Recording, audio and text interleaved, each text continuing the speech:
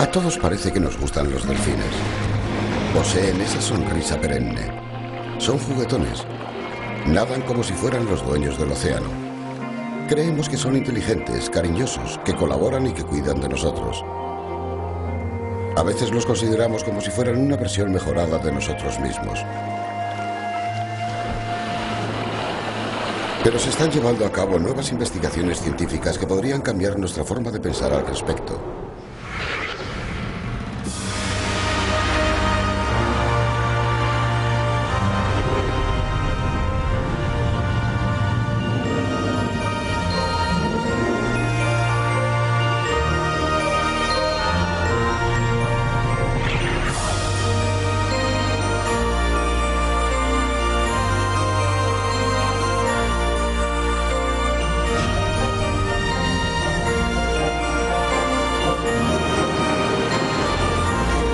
La guía máxima. Delfines.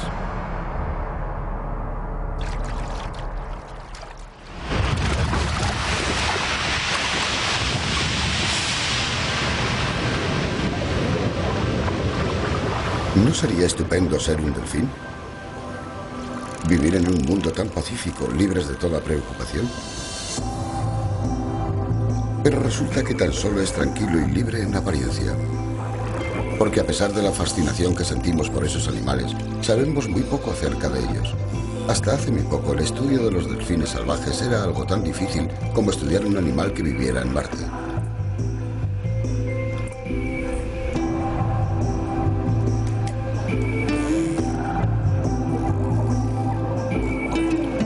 Analicemos, por ejemplo, su forma de nadar. Resulta espectacular, hermosa, acrobática. Pero también imposible.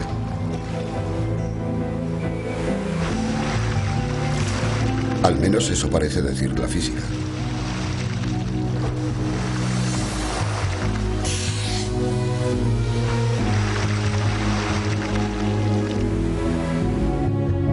Un animal del tamaño y forma de un delfín no es capaz de ir tan rápido y maniobrar de ese modo.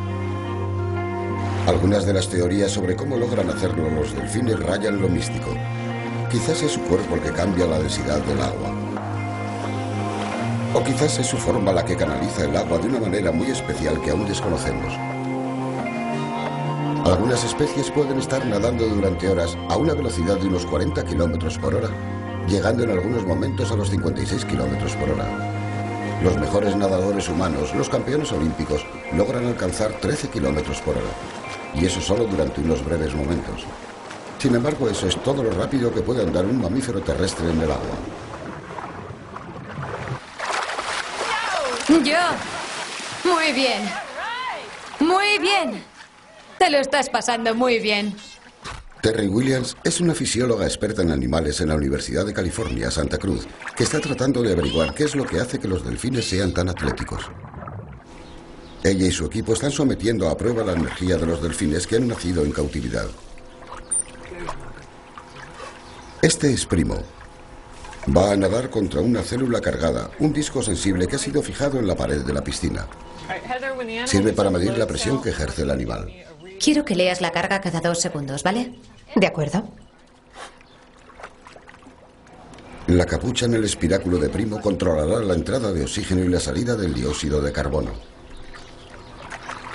Billy, el entrenador de Primo, le mantiene nadando a un ritmo constante mientras escucha la lectura de la fuerza del impulso de Primo. 72, 72, 72, 72, 65, 65, 65. La razón por la cual estamos llevando a cabo este experimento es averiguar qué clase de atletas son los delfines. Sabemos que los delfines son capaces de nadar 5 veces más rápido que el mejor nadador olímpico humano. Pero no sabemos cómo consiguen hacerlo, por lo tanto lo que estamos haciendo es tratar de averiguar todos y cada uno de los diferentes aspectos que les convierten en unos nadadores tan buenos. 42, 56. Muy bien, anota oxígeno O2, nivel 20.23. 61, 62, 62, 76, 76. Bien. Ese es mi chico. 88, 88, 88, Buen trabajo. 75, 86.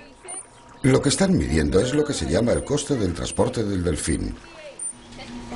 64, 63. Es decir, cuánta energía se gasta en mover un animal de un peso dado en una distancia determinada. Buen chico. 48, 48. Muy bien, eso es, todo va bien. El equipo ha descubierto que de todos los costes de transporte medidos hasta la fecha, el más bajo es el del delfín. En otras palabras, hasta donde sabemos, es el nadador del mundo que menos esfuerzo derrocha. Además de eso, medimos la fisiología básica que se mediría para cualquier atleta olímpico.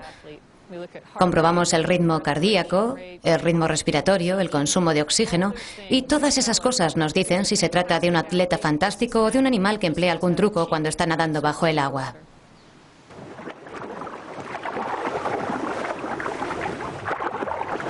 Terry también mide los esfuerzos de las personas. Estos son los nadadores más veloces de la universidad. Son utilizados como punto de referencia para comprobar lo eficientes que son los delfines. Pero cuando se comparan los delfines con otros animales marinos, con los tiburones, por ejemplo, resulta que no son mucho más eficientes.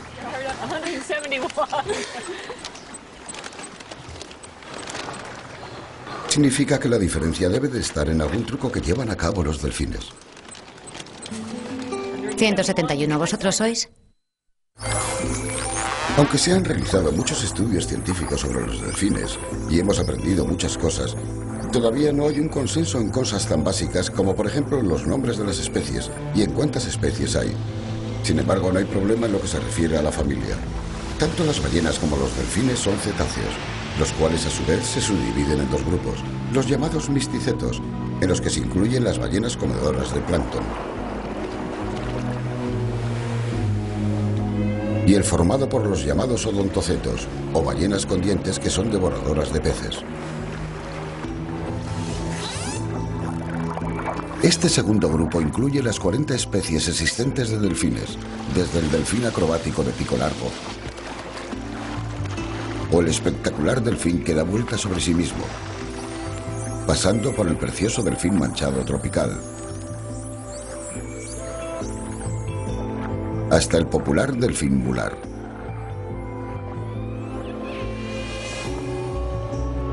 Y la poderosa orca o ballena asesina, que realmente no es una ballena, aunque sí es el ejemplar más grande de la familia de los delfines.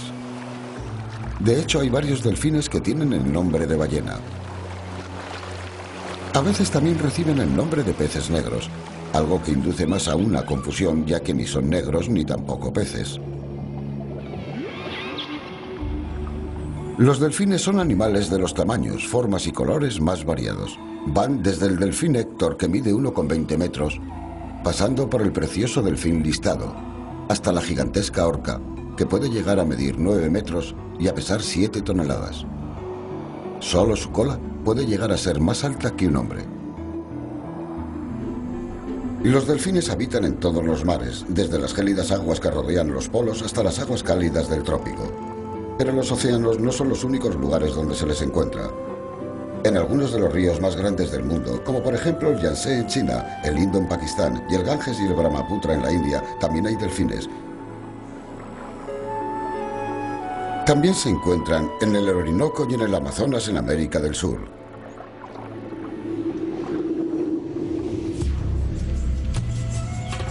El Amazonas y sus afluentes, que forman el mayor sistema fluvial del mundo, se extiende por unos casi 6.400 kilómetros y sus aguas fluyen a través de 9 países. En casi todas las partes de dicho sistema se encuentra el delfín más grande de todos los delfines de agua dulce, el boto, que mide entre 2 y 3 metros y es conocido como el delfín del río Amazonas.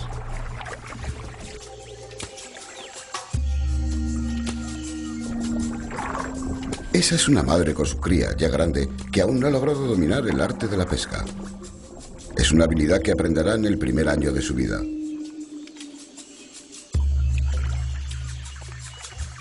Todos los años las selvas de dicha región se inundan y los botos han de nadar entre los árboles.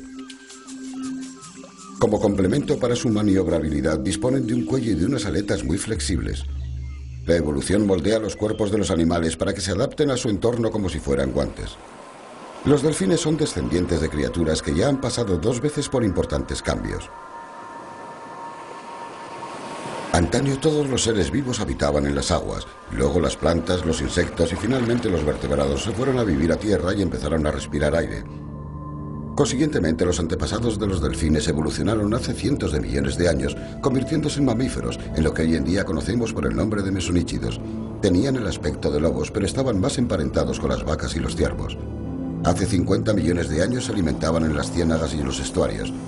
A medida que se fueron adentrando en el agua en busca de alimentos, sus cuerpos fueron cambiando y volvieron a ser anfibios. Se convirtieron en un animal llamado arqueoceto.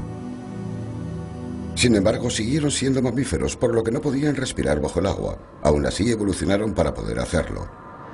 Las fosas nasales se fundieron en tan solo un orificio, el cual fue trasladado a la parte superior de la cabeza, convirtiéndose en un espiráculo.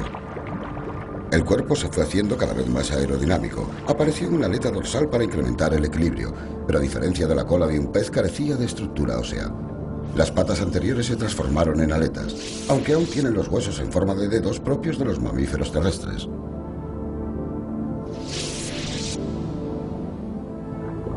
Las patas traseras desaparecieron por completo, aunque es cierto que algunos delfines aún siguen teniendo algunos huesos de las patas totalmente desconectados del resto del esqueleto. Este último también sufrió algunos cambios. Las vértebras están relacionadas entre sí, están acolchadas por medio de unos discos fibrosos que hacen que toda la espina dorsal sea tan sinuosa como un látigo. Las vértebras del cuello están fusionadas y son como la empuñadura del látigo. Han desarrollado unos enormes músculos que recorren todo su esqueleto. Dichos músculos en un mamífero terrestre servirían para sujetar, digamos, al animal, pero debido a la disminución de peso existente en el medio acuático, los delfines los utilizan exclusivamente para nadar. Han perdido el vello y, sin embargo, lo que han desarrollado ha sido una gruesa capa de grasa. Ya que el agua absorbe el calor de un organismo mucho antes que lo hace el aire, una capa de aislamiento extra era muy importante. Su piel es muy suave y forma parte de su aerodinámica. Para ser más eficientes a la hora de nadar, disponen de una larga cola plana, enorme y fuerte, colocada en sentido horizontal en vez de vertical como la de los peces. Pero la energía y la fuerza no son lo único que han desarrollado los delfines. Sus sentidos también se han adaptado al agua de una manera que ningún pez ha conseguido. En primer lugar, tenían que ser capaces de ver con precisión. Nosotros, los animales terrestres, estamos acostumbrados a ver a través del aire, pero tenemos problemas a la hora de enfocar la vista dentro del agua.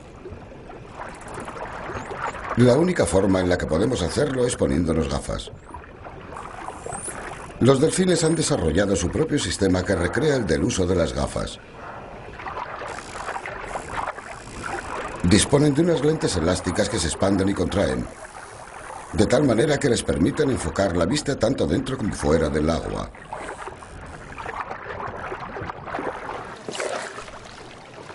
El Ganges, en la India. No es un río con agua salada, pero el río por lo demás tiene de todo.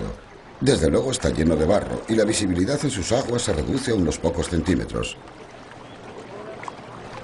Los delfines en ese caso no disponen de lentes de ningún tipo. Es probable que sencillamente sean capaces de ver en la luz y en la oscuridad.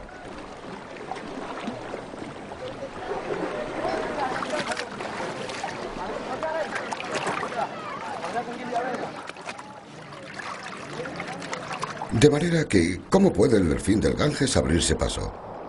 ¿Cómo puede atrapar los peces de los que se alimenta?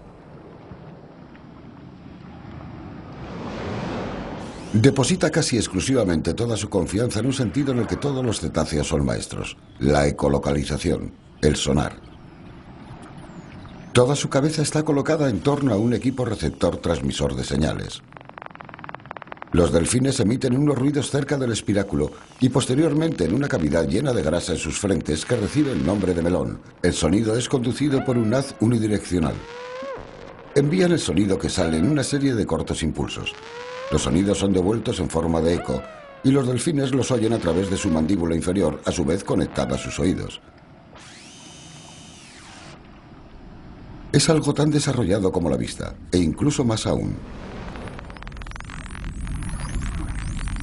Los delfines son capaces de ver cosas que no se pueden ver. Dave Goodson pertenece a un grupo experto en acústica bajo el agua en Inglaterra.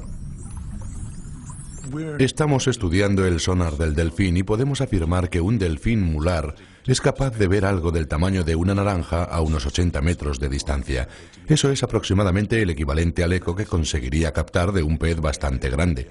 De manera que tenemos una idea bastante formada de qué es lo que hacen los delfines cuando andan buscando peces dentro del agua. Posteriormente descubrimos cosas muy interesantes, como cuando el delfín anda buscando cosas en el fondo y es capaz de detectar la presencia de un pez enterrado en la arena. Ahora bien, el eco de las frecuencias que ellos originan deberían rebotar en la arena, pero sin embargo son capaces de conseguir algún tipo de información de debajo de las partículas de esta. A veces incluso se zambullen para intentar atraparlos.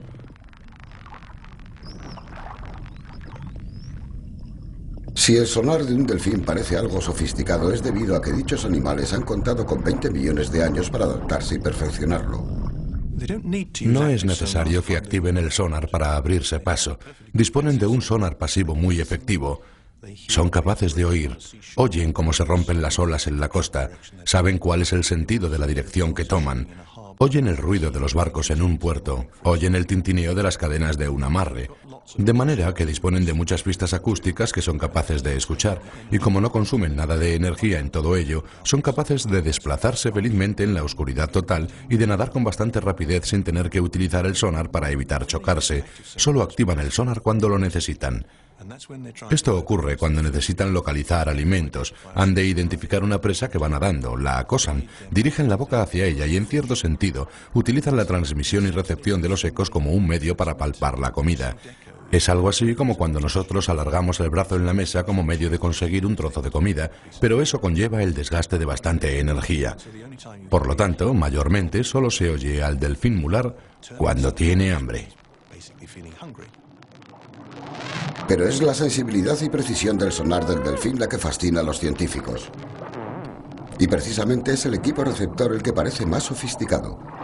Como ingeniero experto en el sonar, más que como biólogo, Dave ha investigado al delfín como si fuera un sistema de sonar. Y ha sido la mandíbula inferior, sobre todo los dientes, la que ha sido estudiada más a fondo.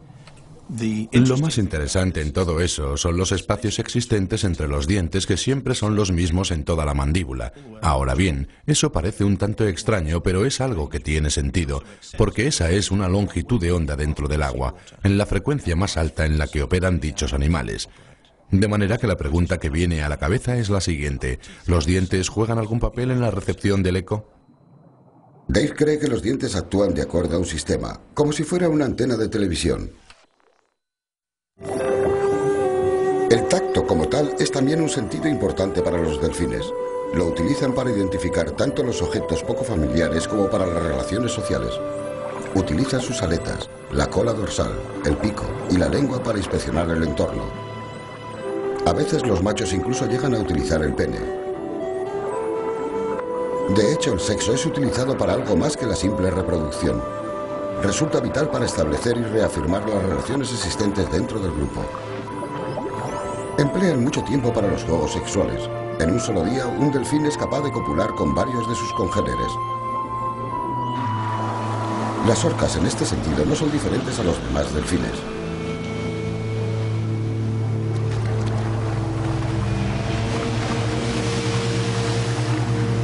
Pero a pesar de tanta promiscuidad, la concepción es un fenómeno más bien raro. Solo tiene lugar una vez cada 2 o 3 años. Eso significa que la competición entre los machos por hacerse con las hembras en celo puede resultar muy intensa. Durante varias horas antes de copular llevan a cabo bailes en los que se dan saltos, persecuciones y caricias. Los periodos de gestación normalmente duran 10 meses. Nace una sola criatura en cada parto y a diferencia de los demás mamíferos, lo primero que asoma es la cola. La criatura sube a la superficie de forma totalmente instintiva para conseguir su primera bocanada de aire. Aunque los delfines disponen de un sentido del olfato muy poco desarrollado, su sentido del gusto, sin embargo, es excelente. La madre se esfuerza por exprimir su mama en la boca de la cría para proporcionarle su rica leche.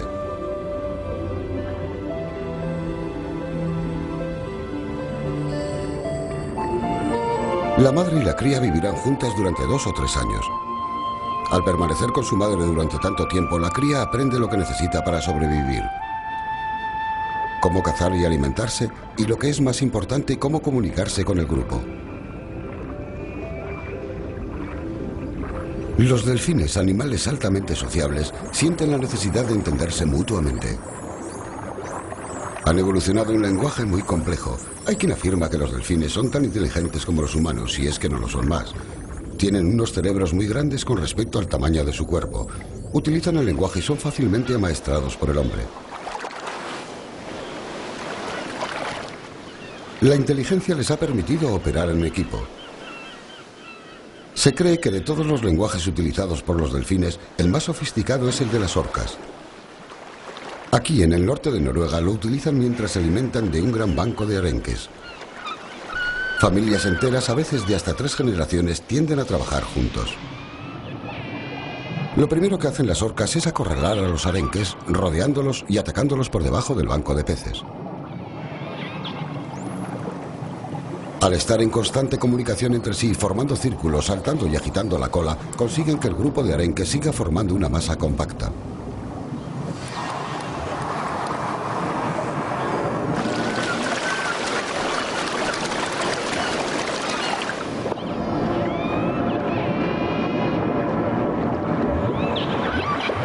Hacen que brillen sus estómagos blancos de tal manera que con ello logran que el banco de peces se concentre más aún.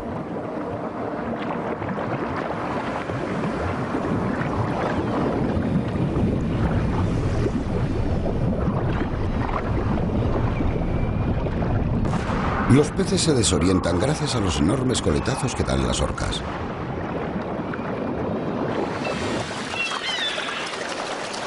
Es entonces cuando caen apresados.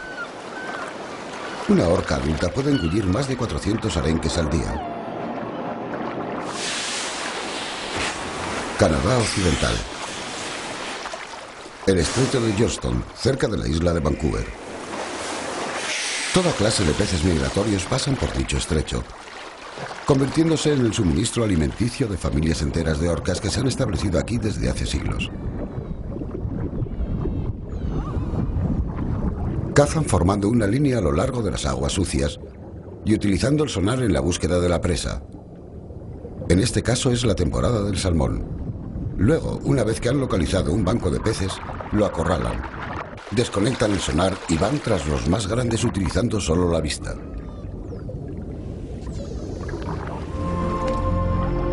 Todos los delfines practican el submarinismo. Algunos llegan a unas profundidades de 300 metros o más. Cuando los humanos descienden a tales profundidades, el incremento de la presión hace que el nitrógeno del aire que respiran se disuelva en la sangre.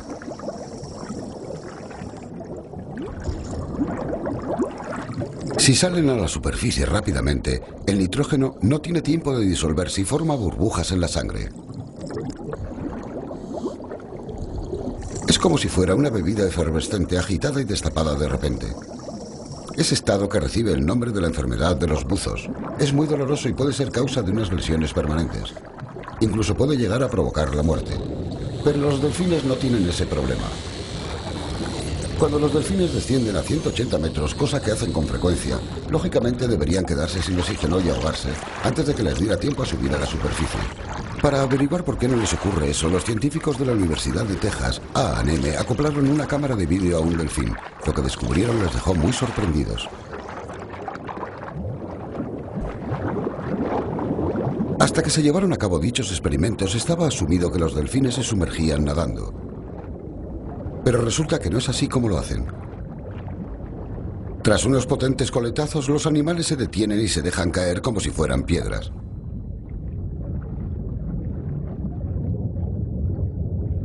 A medida que la presión del agua va aumentando, la caja torácica flexible y los pulmones se quedan colapsados, haciendo que el animal sea mucho más pequeño. En una inmersión profunda, el corazón se acelera y el delfín da unos cuantos aletazos para salir a la superficie. Cuando está a 15 metros de la superficie, la disminución de la presión permite que se abran los pulmones. El delfín vuelve a deslizarse en el último tramo que le queda hasta llegar a la superficie, donde los científicos pueden recuperar la secuencia en su cámara de vídeo. El agua puede llegar a absorber el calor del organismo 25 veces más rápidamente que el aire, de modo que los animales se las han de arreglar para mantener el calor. La parte más dura de todo ello es que siempre llevan puesto el traje de inmersión encima, de forma que cuando acuden a aguas más cálidas necesitan eliminar las altas temperaturas. Los únicos lugares por donde pueden perder calor es a través de la aleta dorsal, por las aletas y por las aletas pectorales. Son unas zonas que ofrecen muy poca superficie, pero actúan como si fueran un tremendo radiador, de forma que el animal es capaz de llevar la sangre hasta ellas para que se enfríe y luego hacer que vuelva al centro del cuerpo, favoreciendo con ello el enfriamiento del animal.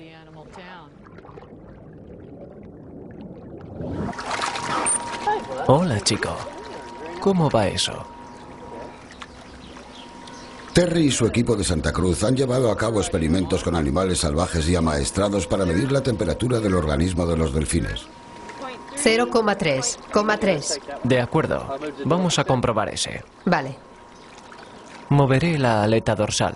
Punto 0, 1, 2, 2, 4, 5.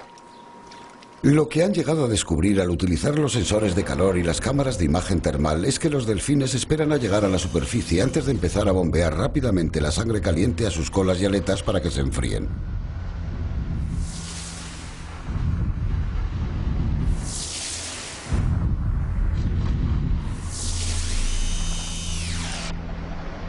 Ya que el bombeo de la sangre a las diferentes partes del organismo consume energía, la espera antes de salir a la superficie hace que se conserve el oxígeno y eso prolonga el tiempo de inmersión. De modo que no es solo cuestión de que el delfín se quede sin respirar. Para que la inmersión dure el máximo tiempo posible, todo el cuerpo se pone en funcionamiento.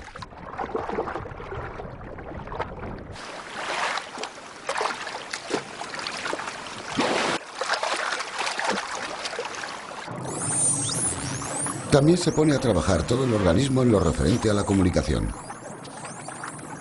El golpeteo de las mandíbulas envía mensajes y con frecuencia lo que parece un gesto amistoso es una amenaza. Nadar boca arriba y girar como si fuera un sacacorchos es algo que contribuye a que se esté de buen humor. Cuando un delfín está enfadado, arquea el cuerpo, abre la boca, golpetea las mandíbulas y agita las aletas haciendo mucho ruido. Las investigaciones han revelado que los delfines no siempre son los seres pacíficos y altruistas que la gente piensa que son. Los sonrientes delfines también tienen su lado oscuro. Un grupo de machos la emprende con frecuencia contra otro de su especie, mordiéndole y yendo a la carga contra él. Hasta hace muy poco, se pensaba que los tiburones eran los únicos enemigos de los delfines, pero ellos también pelean entre sí lo suyo, formando grupos para echar a alguno del mismo.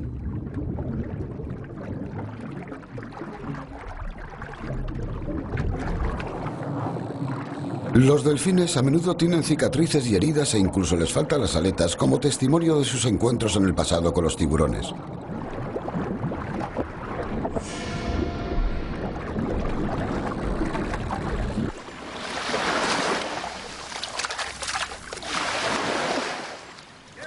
Recientemente en Escocia se han producido las muertes de algunos cetáceos que no han tenido nada que ver con los tiburones. Todos los años unas 15 marsopas de puerto son halladas con horribles heridas y son arrastradas a la costa del estuario Moray. Ya que ninguna muestra señales de haber sido mordida, no parece que los tiburones sean los culpables.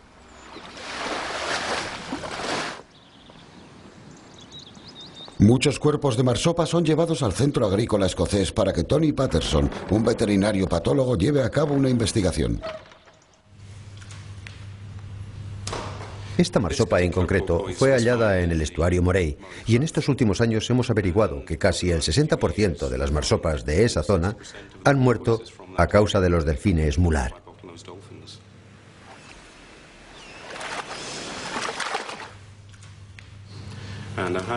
Tengo una mandíbula superior. Es de un delfín mular, de la población del estuario Moray. Y si puedo enseñársela, verá cómo coinciden los espacios de las dentelladas en la marsopa.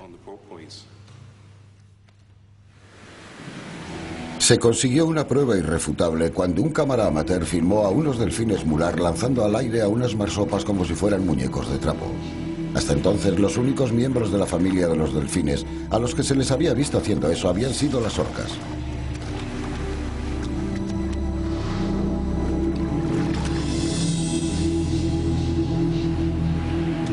Lo que hemos descubierto más recientemente es que encontramos a 5 jóvenes delfines mular de tan solo un año con unas heridas idénticas a las que se han visto en las marsopas, incluidas unas marcas como si hubieran sido hechas con un rastrillo.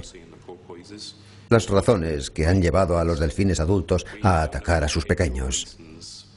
De momento no sabemos si fueron las hembras o los machos los que llevaron a cabo los ataques.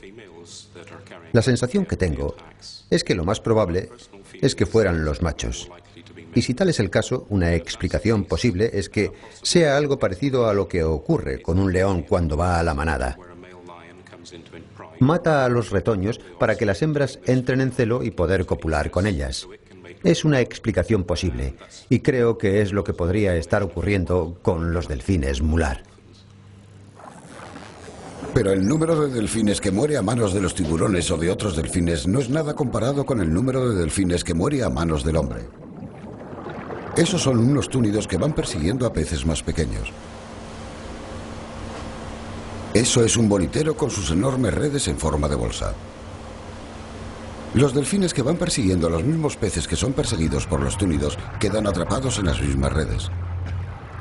Todos los años miles de delfines mueren de esa forma, exactamente igual a como mueren en otras clases de redes. O les matan porque estropean los aparejos de pesca o porque simplemente espantan a los peces.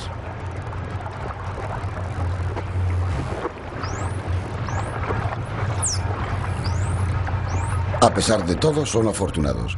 Han quedado atrapados en una de las nuevas redes que cuentan con unas salidas para los delfines y que son exigidas por la ley en varios países.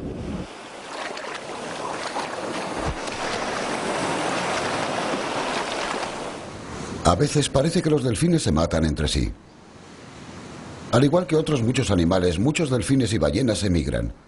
Su guía es el campo magnético terrestre y se cree que siguen los contornos magnéticos existentes en la corteza terrestre. Pero aunque los delfines son unos animales muy inteligentes y sociables, que además tienen incorporado un sentido para navegar, siguen encallándose en las playas y mueren allí. Esa desorientación es uno de los misterios más grandes en el mundo animal sin resolver.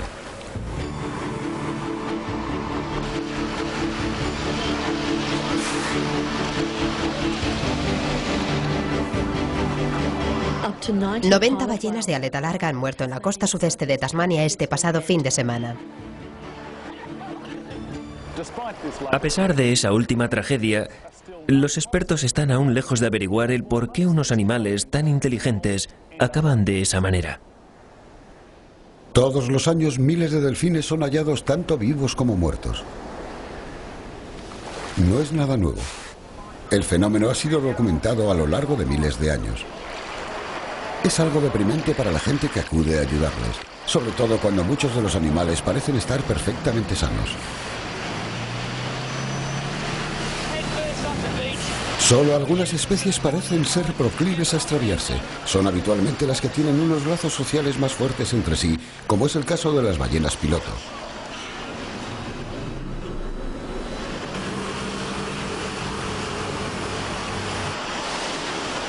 Una de las teorías es que los vínculos sociales entre los diferentes miembros del grupo pueden llegar a ser tan fuertes que si un animal se llega a perder, los demás le siguen. Otras teorías sugieren que puede ser debido a unos suicidios voluntarios en masa o a ciertas anomalías en el contorno magnético de la Tierra. A menudo la gente hace esfuerzos por devolver a los delfines al mar, solo para luego ver cómo vuelven otra vez hacia la playa. Los científicos de todo el mundo están llevando a cabo estudios sobre los delfines y las relaciones existentes dentro del grupo. Utilizan varias técnicas para identificar a los distintos individuos y para ver qué papel desempeñan. Estamos estudiando su organización social y la estructura de la población. Lo hacemos recogiendo muestras de su piel para el análisis de su ADN. Las técnicas de las muestras del ADN implican la utilización de un pequeño portaobjetos de nylon para poder quitar un trocito de la piel del lomo de un delfín.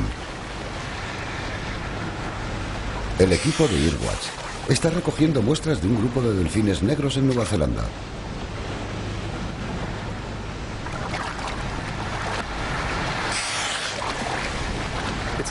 Es una población muy sana. Hay una gran diversidad genética, de modo que esa es una buena señal. A esos delfines les va muy bien. En lo que respecta a la foto del IDE, sacamos la foto de sus aletas dorsales. La piel de la aleta dorsal, justo en el borde, es bastante fina, de manera que se saca y se rompe enseguida. Eso ocurre de manera natural y deja esas marcas naturales que son las que podemos utilizar para identificar a los individuos. Luego, con esas fotografías, les podemos volver a identificar a pesar del paso del tiempo.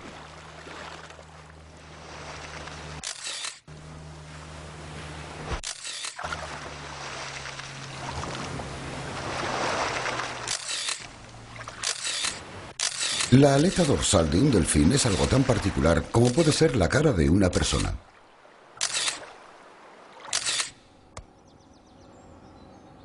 El proceso de control de todos ellos es tan laborioso como llevar el registro de las huellas dactilares humanas.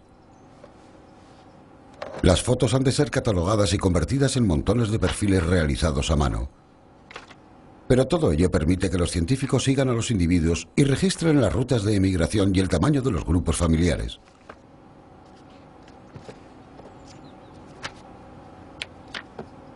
Ese por lo menos es el método tradicional.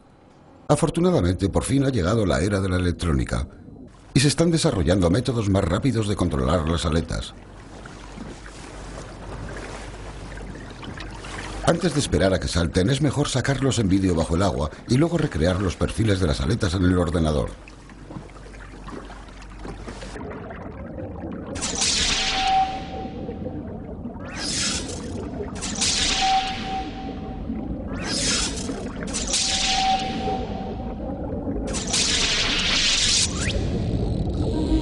Su inteligencia les hace ser unos animales muy sociables, pero como en cualquier sociedad, hay algunos que tienen tendencia a ser diferentes. Unos seres solitarios que parece que quieren ser sociables con otras especies que no sean la suya. Durante muchos años, esos delfines solitarios se han dirigido hacia los humanos y se han convertido en unos delfines muy cariñosos. Nueva Zelanda ha contado con bastantes de esos amigos, entre los que hay que incluir a uno muy famoso llamado Oppo, que nadaba con los bañistas en 1955.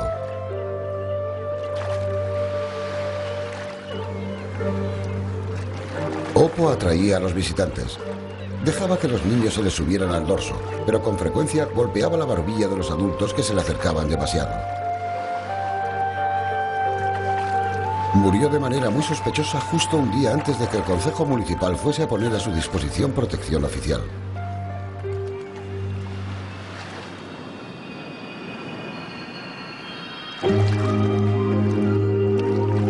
Oppo también ha contado con una población de esos amigos, especialmente cerca de las costas de Cornwall y de Irlanda.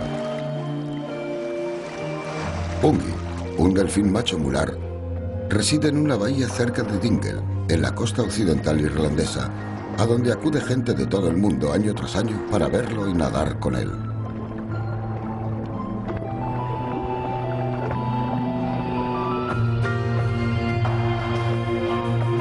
Esos animales no siempre son solitarios, también aparecen en grupo como ocurre en Monquimia, en la costa occidental de Australia, donde los delfines se acercan a la costa para ser alimentados y recibir unas palmaditas de los humanos. ¿Pero esos delfines son cariñosos o es el suministro regular de la comida que reciben de la gente lo que les hace ser así?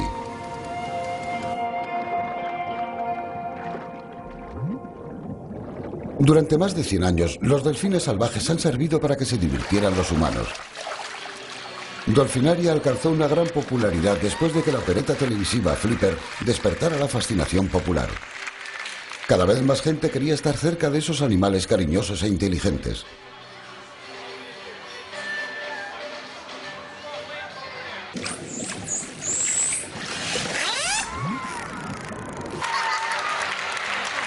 Los delfines son una buena atracción y todos los años los lugares donde se exhiben son visitados por más de 20 millones de personas solo en los Estados Unidos.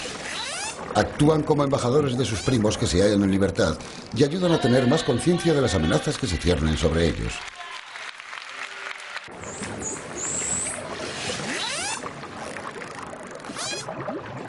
Dolfinaria también ha servido para desarrollar la oportunidad de llevar a cabo estudios de cerca y a largo plazo sobre los delfines.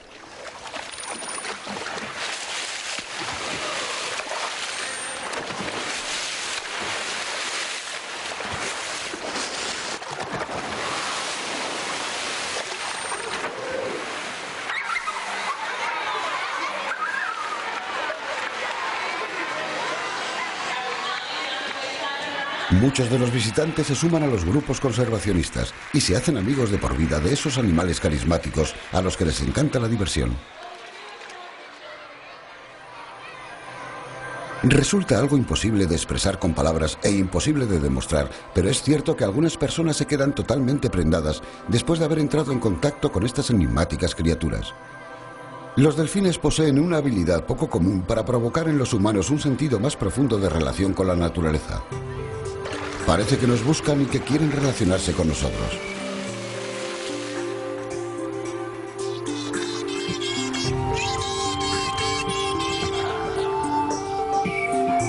Ese interés por nosotros es el que está siendo utilizado por los terapeutas de todo el mundo para ayudar a rehabilitar a la gente discapacitada, sobre todo a los niños.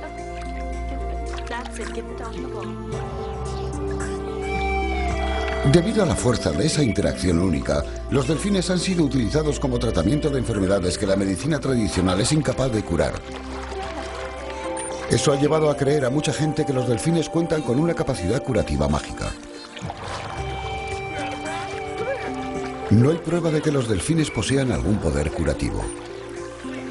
Es cierto que a los perros y gatos se les han atribuido cualidades similares, pero es algo que no tiene importancia. Sea lo que fuere, parece que funciona. También existe otro modo de conectar con los delfines. Todos los años, más de 5 millones de personas de todo el mundo se apuntan a viajes organizados para observar a los delfines y a las ballenas. La vida de los humanos y de los delfines son completamente diferentes, sin embargo siguen desarrollándose en el mismo planeta.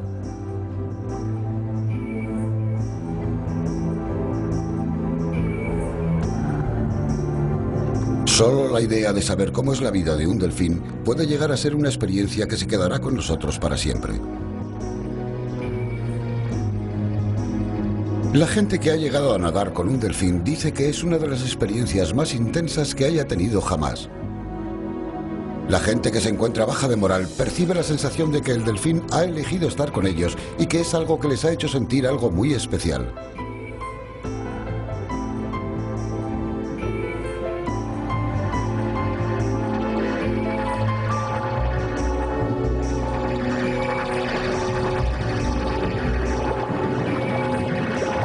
Pero a veces la gente que acude a admirar a los delfines puede llegar a crear molestias. De manera que el turismo ha de ser controlado.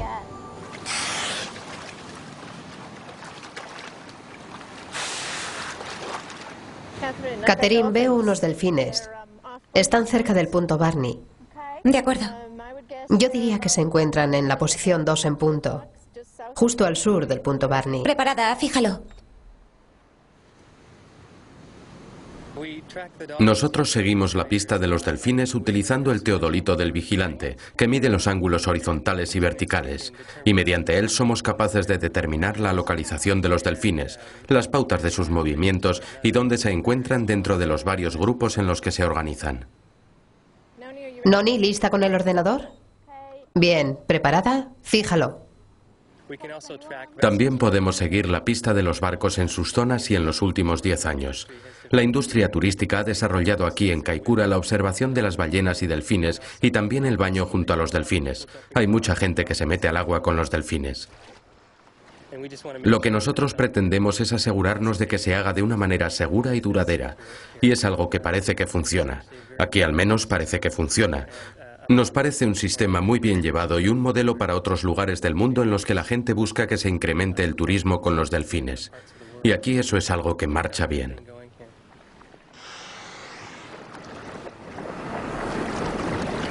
Hay pocas dudas de que los delfines sean animales muy populares, aunque tengan muy pocos rasgos, que es lo que hace que los animales sean populares. Una piel suave, unos ojos y orejas grandes.